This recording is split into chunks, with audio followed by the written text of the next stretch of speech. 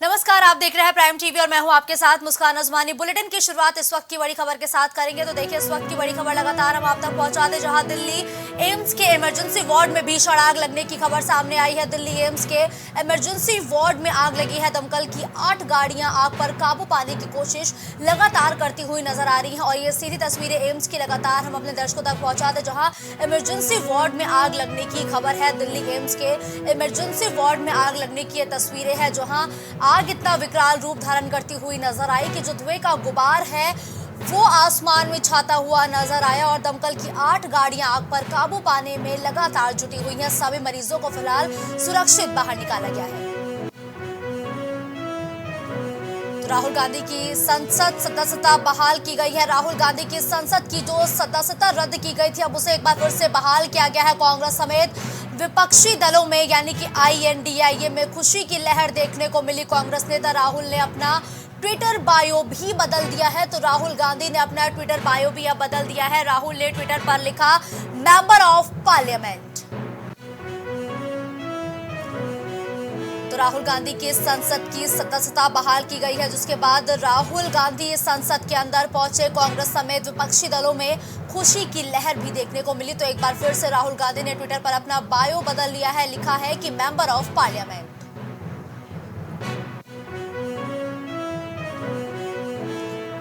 सदन में नेता प्रतिपक्ष अखिलेश यादव ने एक बड़ा बयान दिया। सदन में अखिलेश यादव ने बोला कि मणिपुर की घटना की निंदा नहीं कर सकते। क्या अखिलेश यादव ने यह बयान दिया कि मणिपुर की घटना की निंदा क्या यूपी में नहीं हो सकती? देश के प्रधानमंत्री इसी प्रदेश से आते हैं। अखिलेश यादव ने यह बयान दिया कि देश के जो PM हैं वो इसी प्रदेश से आते हैं। कहीं कोई भी घटना हो, निंदा तो कर ही सकते हैं। मणिपुर हिंसा की तो पूरे विश्व में निंदा की गई है। ऐसे में अगर इसकी निंदा यूपी में की जाती है तो फिर आखिर बुराई क्या है? इस मुद्दे पर नेता सदन को भी बोलना चाहिए। अखिलेश यादव ने मॉनसून सत्र के पहले दिन ये अपना बयान दिया है कि बीजेपी के CM के रूप में कुछ मजबूरी है। अध्यक्ष महोदय,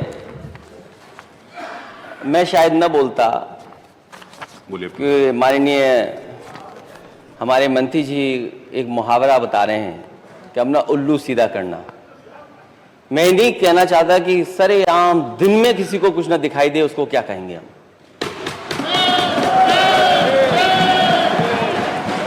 अध्यक्ष महोदय, ये बहुत गंभीर बात है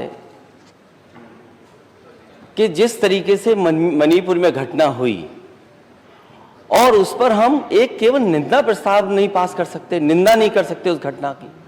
कितने ये देश का सबसे बड़ा प्रदेश है। अध्यक्ष महोदय, देश के प्रधानमंत्री जी यहां से आते हैं। मणिपुर पे, कम से कम मणिपुर पर हम आपसे कुछ बोलने की अपेक्षा कर सकते हैं। नहीं, माननीय नेता, मणिपुर पे हम कुछ तो अपेक्षा कर सकते हैं, बोलने की अपेक्षा। आप उत्तर प्रदेश के लिए आप उत्तर प्रदेश में सब सही है। क्या माननीय अध्यक्ष महोदय, सब सही है, इस बात की आपको बताइए।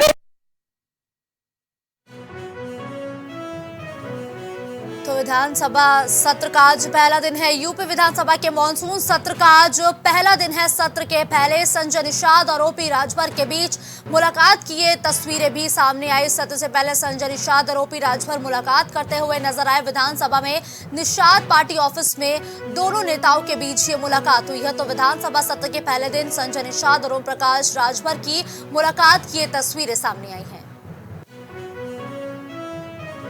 तो अलीगढ़ में तेज रफ्तार का दिखा कहर। अलीगढ़ में रफ्तार का कहर देखने को मिला है। खबर अलीगढ़ से है, जहां तेज रफ्तार का दिखा कहर। 2 बाइकों की भिड़ंत हुई है। इसमें मासूम समेत 3 लोगों के घायल होने की बात सामने आई है।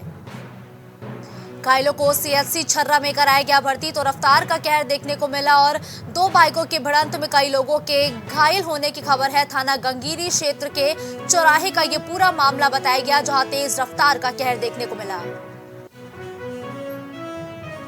तो बुलंदशहर में दबंगों का कहर देखने को मिला। बुलंदशहर में दबंगों ने अपना कहर बरपाया है। दबंगों ने युवक की बेरहमी से पिटाई की है, जिसका वीडियो भी अब सामने आया। तो दबंगों की दबंगई की ये तस्वीरें बुलंदशहर से है, जहां दबंगों ने एक युवक को जमकर पीटा है। 2 युवक घायल, एक की हालत गंभीर बताई गई। पुलिस ने सभी घायलों को अस्पताल में फिलहाल भर्ती कराया है।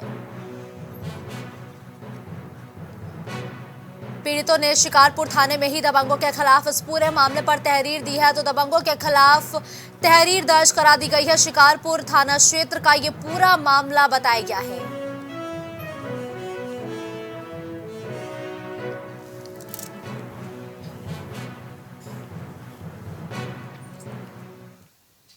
2024 को लेकर बीजेपी के राष्ट्रीय अध्यक्ष जेपी नड्डा से अपना दल एस प्रमुख केंद्रीय राज्य मंत्री अनुप्रिया पटेल और उनके पति आशीष पटेल ने मुलाकात की है।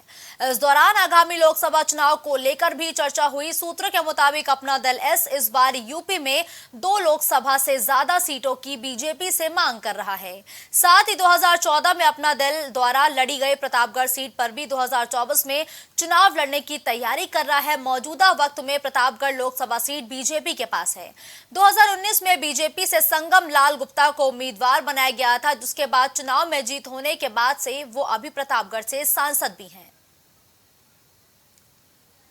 तो लोकसभा चुनाव को लेकर अनुप्रिया पटेल और उनके पति ने मुलाकात की है। साथ ही इस बार ये भी अटकलें लगाई जा रही हैं कि अनुप्रिया पटेल इस बार यूपी में 2 से ज्यादा लोकसभा सीटों पर चुनाव लड़ने की बात कर रही हैं। साथ ही अब अनुप्रिया पटेल की तरफ से ये भी कहा जा रहा है कि प्रतापगढ़ की सीट से वो चुनाव लड़ना चाहती हैं। जो उनकी पार्टी का कोई नेता प्रतापगढ़ की सीट से चुनाव लड़ना चाहता है। फिलहाल ये सीट भारतीय जनता पार्टी के पास है, जहां से भारतीय जनता पार्टी का सांसद भी है।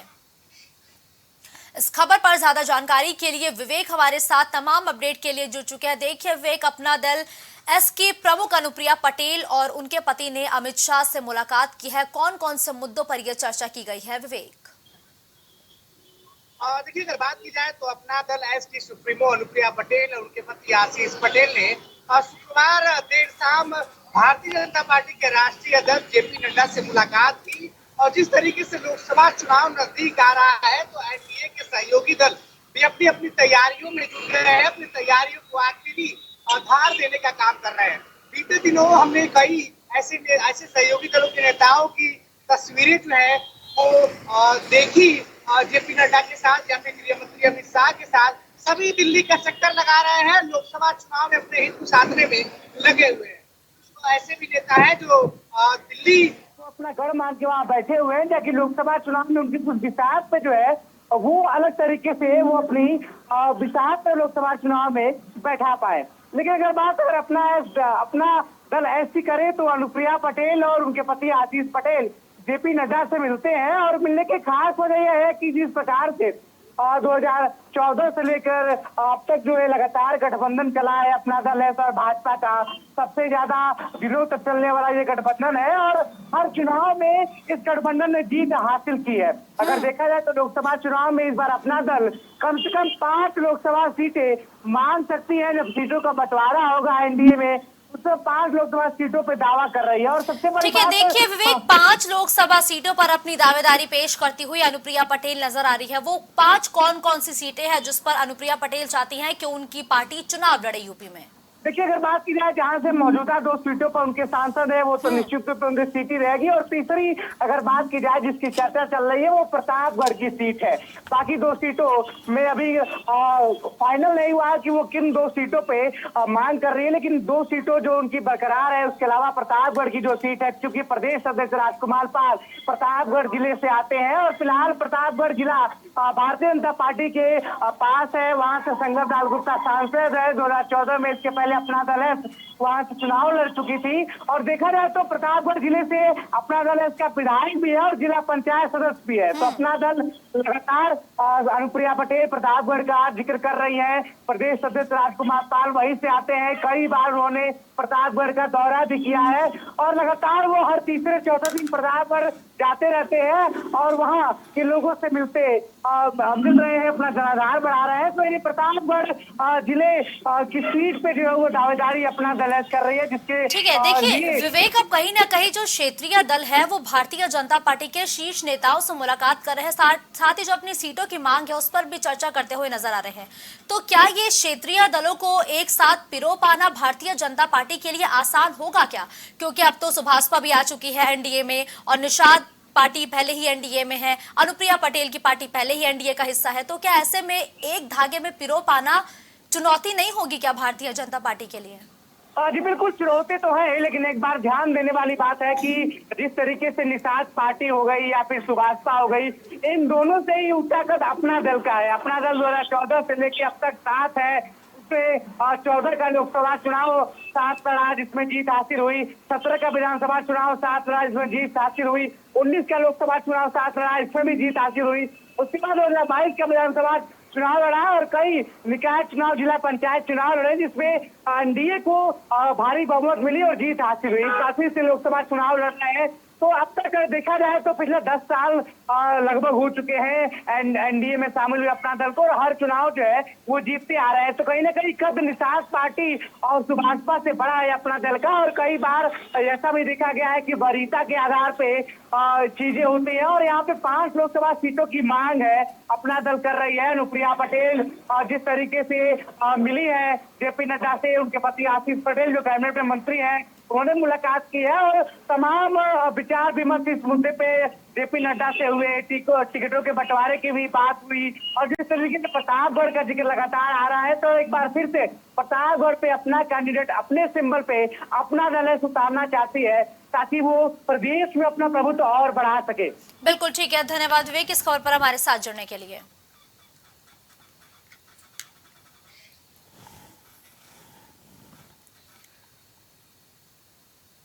यूपी में बदमाशों के हौसले बुलंद नजर आ रहे हैं, जहां बदमाशों ने लूटपाट और हत्या जैसी घटनाओं को अंजाम दिया है। बताया जा रहा है कि पहला मामला सुल्तानपुर का है, जहां बदमाशों ने देर शाम अधिवक्ता की गोली मारकर हत्या कर दी है और उसका भाई गोली लगने से घायल भी हो गया है, जिसकी गंभीर हालत को देखते हुए डॉक्टर्स ने उसे लखनऊ रेफर कर दिया है। साथ ही घटना के बाद हमलावर मौके से फरार तक हो गए हैं, जिनकी तलाश में पुलिस अब जुटी हुई है। तो वहीं दूसरा मामला प्रयागराज जनपद के फूलपुर तहसील के अंतर्गत थरवई थाना क्षेत्र के गारापुर गांव का है, जहां बीती रात बदमाशों ने कई दुकानों में लूट की घटना को अंजाम दिया और लूट की घटना का विरोध करने पर बदमाशों ने 3 लोगों को बुरी तरीके से मारपीट करते हुए घायल तक कर दिया है। साथ ही एक बुजुर्ग की हत्या कर दी गई है, जिससे पूरे क्षेत्र में दहशत का माहौल हो गया है। वहीं लूटपाट की सूचना पर पहुंची पुलिस ने तीनों घायलों को स्वरूप रानी नेहरू अस्पताल में इलाज के लिए भर्ती कराया है और मामले की जांच पड़ताल में जुट गई है। तो देखिए 2 अलग अलग जनपदों की तस्वीरें दिखाई दे रही हैं लगातार प्राइम टीवी की टेलीविजन स्क्रीन पर, जहां बदमाशों का कहर देखने को मिला है।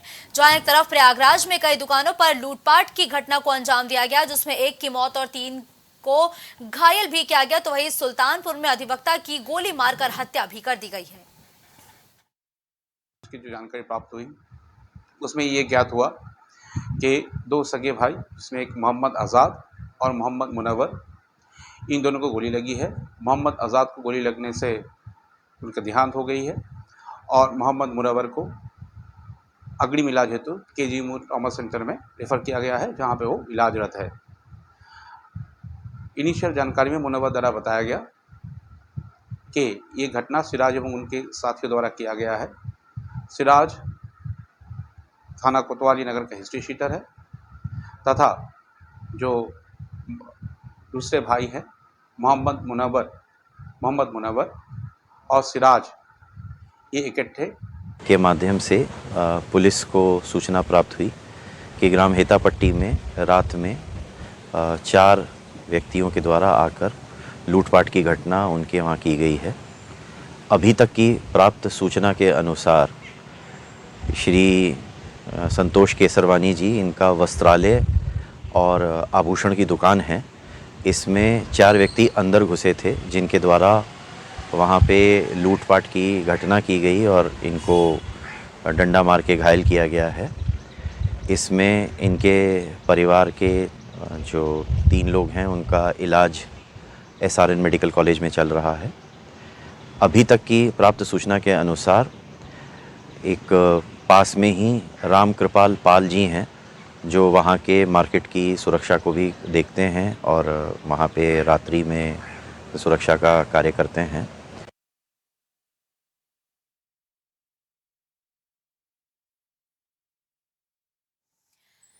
तो देखिए, दो अलग अलग जनपदों की तस्वीरें हैं जहां बदमाशों का कहर देखने को मिला और कहीं ना कहीं पुलिस की रात्रि गश्त की भी पोल खोलती हुई ये तस्वीरें और ये खबर सामने आई है।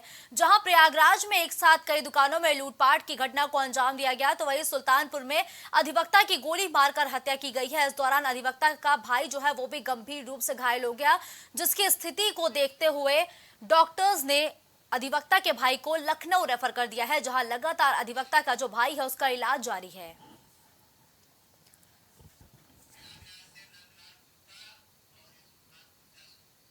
तो इस खबर पर ज्यादा जानकारी के लिए प्रयागराज से नंदलाल गुप्ता और सुल्तानपुर से आशुतोष हमारे साथ जुड़ गए हैं। नंदलाल, सबसे पहला सवाल आपसे, देखिए रात्रि गश्त की पोल खोलती हुई तस्वीरें सामने आई जहां एक साथ कई दुकानों में चोरी की वारदात हो जाती है और पुलिस को कानों कान खबर तक नहीं लगती है। नंदलाल।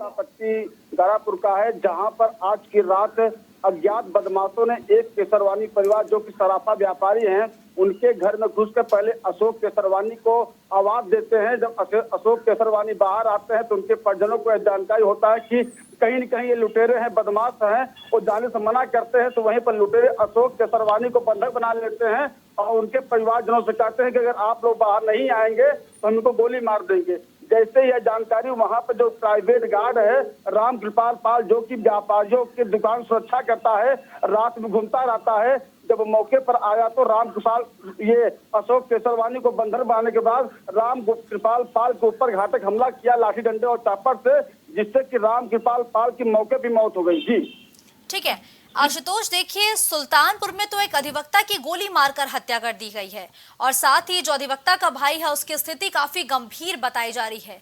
अभी फिलहाल उसके भाई की स्थिति क्या है और कैसे इस पूरी वारदात को अंजाम दिया गया है? आशुतोष।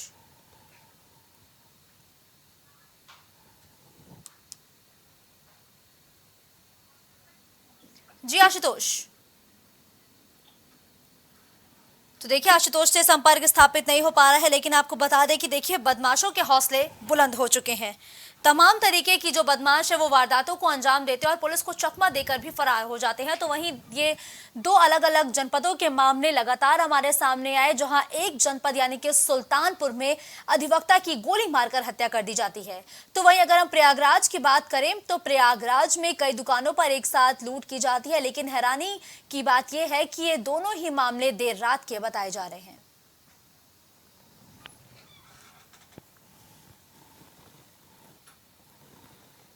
फिलहाल पुलिस इन सभी मामलों में संलिप्त अपराधियों की गिरफ्तारी की जो कोशिश है वो करती हुई नजर आ रही है। सीसीटीवी फुटेज खंगाले जा रहे हैं और ये जानने की कोशिश की जा रही है कि क्या कोई आपसी रंजिश थी या फिर कोई मनमुटाव था जिसकी वजह से इस पूरी वारदात को अंजाम दिया गया। अब सभी हमलावरों की तलाश पुलिस करती हुई भी नजर आई है। उसकी जो जानकारी प्राप्त हुई उसमें ये ज्ञात हुआ कि दो सगे भाई, जिसमें एक मोहम्मद आज़ाद और मोहम्मद मुनव्वर, इन दोनों को गोली लगी है। मोहम्मद आज़ाद को गोली लगने से उनका देहांत हो गई है और मोहम्मद मुनव्वर को अग्रिम इलाज हेतु केजी मूर ट्रॉमा सेंटर में रेफ़र किया गया है, जहां पे वो इलाजरत है। इनिशियल जानकारी में मुनव्वर द्वारा बताया गया कि ये घटना सिराज एवं उनके साथियों द्वारा किया गया है। सिराज थाना कोतवाली नगर का हिस्ट्री शीटर है तथा जो दूसरे भाई हैं मोहम्मद मुनव्वर और सिराज, ये इकट्ठे के माध्यम से पुलिस को सूचना प्राप्त हुई कि ग्राम हेतापट्टी में रात में 4 व्यक्तियों के द्वारा आकर लूटपाट की घटना उनके वहाँ की गई है। अभी तक की प्राप्त सूचना के अनुसार श्री संतोष केसरवानी जी, इनका वस्त्रालय और आभूषण की दुकान है। इसमें 4 व्यक्ति अंदर घुसे थे जिनके द्वारा वहाँ पे लूटपाट की घटना की गई और इनको डंडा मार के घायल किया गया है। इसमें इनके परिवार के जो 3 लोग हैं उनका इलाज SRN मेडिकल कॉलेज में चल रहा है। अभी तक की प्राप्त सूचना के अनुसार एक पास में ही राम कृपाल पाल। खबर बरेली से है, जहां किला थाना क्षेत्र के बाकरगंज चौकी क्षेत्र में तवा वाली गली में एक घर में करंट की चपेट में आने से एक 4 साल की मासूम की मौत हो गई। जिसके बाद मोहल्ले वालों ने पुलिस को घटना की जानकारी दी, जिसकी सूचना पर पहुंची पुलिस ने आरोपी के घर के अंदर जब वो गई तो अंदर का नजारा देखकर हैरान रह गई। बताया जा रहा है कि आरोपी साइको या फिर तंत्र मंत्र की साधना में लीन रहता था, जहां लोगों का मानना है कि आरोपी किसी प्रकार की सिद्धि की प्राप्ति करने के लिए खुद को एक कमरे में कैद कर चारों तरफ मौत का जाल बिछाए हुए था और उसने घर को भूत बंगला तक बना रखा था। फिलहाल आरोपी को पुलिस ने गिरफ्तार कर लिया है और मामले की जांच पड़ताल में जुट गई है।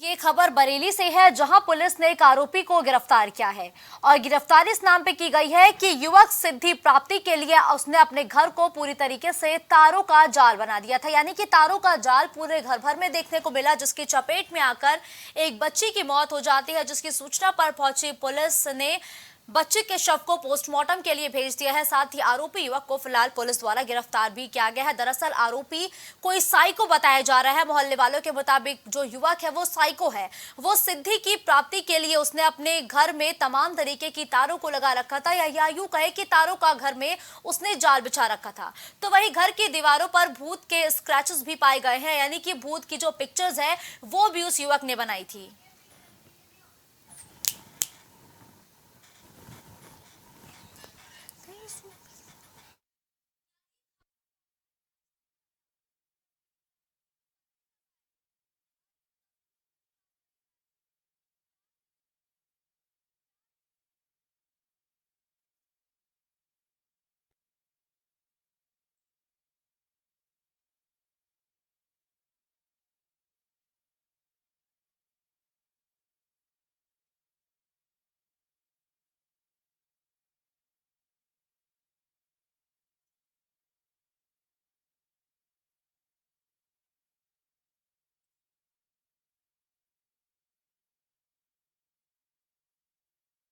भी क्या है, तो देखिए पुलिस ने आरोपी को गिरफ्तार किया है। फिलहाल जो आरोपी है वो पुलिस की गिरफ्त में है, उससे पूछताछ का दौर लगातार जारी है। तो वही युवक ने अपने घर को तारों के घर में तब्दील कर लिया था, क्योंकि घर की अगर हम बात करें तो चारों तरफ तार ही तार नजर आ रही थी। तो बरेली से शिवानी हमारे साथ इस खबर पर तमाम जानकारी के साथ जुड़ चुके हैं। तो देखिए शिवानी, खबर ये बरेली से सामने आई जिसने हैरान कर दिया कि एक जो बच्ची है वो करंट की चपेट में आती है, उसकी मौत हो जाती है। तब जाके इस पूरे काले खेल का खुलासा होता है कि युवक तंत्र मंत्र के जरिए सिद्धि पाना चाहता था। क्या कुछ है ये पूरा मामला शिवानी? जी मुस्कान, मैं आपको बता दूं, ये किला क्षेत्र बाकरगंज का मामला है, जहां पे एक सनक भरे इंसान ने 4 साल की बच्ची को जान से मार दिया। जी हाँ, मैं आपको बता दूं ये पूरा मामला क्या है। दरअसल यहाँ पे एक सनक भरा इंसान था जो तंत्र विद्या में लीन हो गया था, जिसके चलते उन्होंने अपने आप को एक बंद कमरे में बंद कर लिया था। उसके बाद में मैं बता दूं, 4 साल की बच्ची जो अपने घर के बाहर खेल रही थी, उसी बीच उस युवक ने अपने गेट में, मेन गेट पे करंट का तार कनेक्ट कर दिया गया था, जिसकी वजह से लोहे के दरवाजे पर पूरा करंट फैल गया था। उस बच्ची को उसने इशारों से बुलाया और साथ ही उसको जबरदस्ती गेट को छूने के लिए कहा गया था, जिसकी वजह से उस बच्ची ने उस दरवाजे को छुआ और वही करंट की चपेट में आके उस बच्ची की मौत हो गई। लेकिन देखिए शिवानी, यहाँ हैरान कर देने वाली बात है कि ये जो मामला है ये लंबे समय से चला आ रहा था। तो क्या मोहल्ले वासी किसी घटना का इंतजार कर रहे थे तब वो पुलिस को सूचना देते? क्या अगर ये सूचना पहले दे दी जाती पुलिस को तो ये वारदात नहीं होती? जी बिल्कुल मुस्कान, दरअसल वहाँ के मोहल्ले वाले सब लोग परेशान थे इस चीजों से कि आखिर ये बंद कमरे में ये युवक क्या कर रहा है, क्या नहीं कर रहा है। लेकिन मैं आपको बता दूं, इस युवक के बाहर से पूरी तरीके से कोई व्यक्ति होता था जो कि बाहर से ड्रॉप करके चला जाता था और लोगों को ये लगता था कि ये अंदर से बंद है, यहाँ इस घर के अंदर कोई नहीं रहता है। लेकिन इसके घर के अंदर इस युवक, जो कि ये बबलू नाम का युवक था, जो अंदर बैठकर तंत्र विद्या का प्रयोग कर यहाँ कार्य को करता था। किस प्रकार कार्य करता था मैं ये आपको मैं बता दूं, बंद कमरे में तंत्र विद्या साथ ही कुछ परफ्यूम्स के द्वारा जब वहां जाकर देखा गया तो यहाँ पे काफी इत्र के बॉटल्स पाए गए थे, जिसमें काफी महक पाई गई थी और साथ ही वहाँ पे तंत्र विद्याओं का कुछ सामान रखा हुआ था, जो कि वहाँ हम लोगों ने जाकर देखा था। ठीक है शिवानी, देखिए क्या जो युवक गिरफ्तार किया गया है उसके परिजनों को इस पूरे मामले की सूचना दे दी गई है क्या? जी, परिजनों की बात करें तो युवक का कोई परिजन नहीं है और जिसकी सूचना अभी उसके परिजन को नहीं मिली है, क्योंकि वो पूरी तरीके से चुप्पी साधा हुआ है। पुलिस पूछताछ कर रही है लेकिन उसका जवाब कोई नहीं दे रहा है। ठीक है, बिल्कुल धन्यवाद शिवानी इस खबर पर हमारे साथ जुड़ते हुए तमाम जानकारी हमारे दर्शकों तक पहुंचाने के लिए।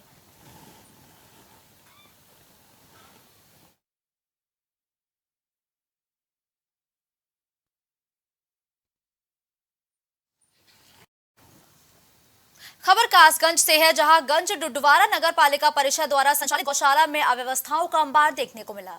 बताया जा रहा है कि गौवंश को हरा चारा दलिया नहीं मिलने से गौवंश की स्थिति काफी दयनीय होती जा रही है और गौशाला में अव्यवस्था को लेकर काफी रोष भी देखने को मिल रहा है, जिसको लेकर विश्व हिंदू परिषद के गौरक्षा समिति के प्रांत अध्यक्ष अरविंद चौहान कस्बे में स्थित गौशाला पहुंचे और गौशाला में गौवंशों के रखरखाव, चारे, सफाई जैसी व्यवस्थाओं का जायजा लिया। वहीं उन्होंने पालिका के अधिशासी अधिकारी सुनील कुमार और अपर जिलाधिकारी वैभव शर्मा से गौशाला में फैली अव्यवस्था के बारे में उनको जानकारी भी दी है और जल्द अव्यवस्था के दुरुस्त नहीं होने की स्थिति में डीएम कासगंज हर्षिता और माननीय मुख्यमंत्री योगी आदित्यनाथ से शिकायत करने की बात भी कही है। अब खबर औरैया से है, जहां शहर से महज 5 किलोमीटर दूर यमुना नदी स्थित देवकली मंदिर पर सावन के 5वें दिन भक्तों की सुबह से भीड़ देखने को मिल रही है। जहां देवकली मंदिर में पहुंचे भक्तों ने भगवान भोले शंकर के शिवलिंग पर बेलपत्री फूल चढ़ाकर जलाभिषेक किया, साथ ही मंदिर प्रांगण बम बम बोले के जयकारे से गूंज उठा। वहीं सावन के मौके पर पुलिस प्रशासन द्वारा सुरक्षा के भी पुख्ता इंतजाम किए गए थे। सावन का 5वां सोमवार है, भक्तों की सुबह 2 बजे से लाइन लगी हुई है। 3:15 तक घाट खोल दिए गए थे। अभिषेक पूजा अर्चना के बाद आरती हो गई, उसके बाद घाट खोल दिए गए। भक्तों ने दर्शन किए, भक्तों ने कांवर आई, कांवर भी चढ़ी है दरबार में और लाइन लगी हुई है। भक्त दूर से आ रहे हैं दर्शन के लिए और जो भोलेनाथ की सेवा है, सेवा कर रहे हैं सेवादार, जिनकी महात्मा जो आए हुए हैं उनके लिए भोजन प्रसाद की व्यवस्था की गई है।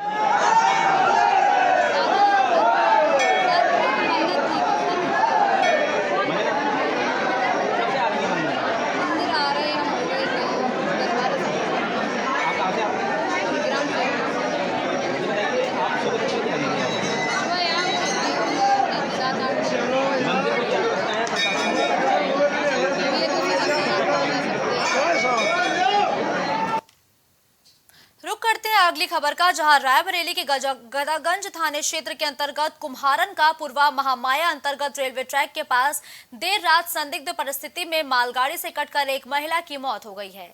जहां सूचना पर पहुंची स्थानीय और रेलवे पुलिस ने महिला के शव को कब्जे में लेकर पोस्टमार्टम के लिए भी भेज दिया है। वहीं पुलिस के द्वारा मृतक महिला के शव की शिनाख्त भी की जा रही है।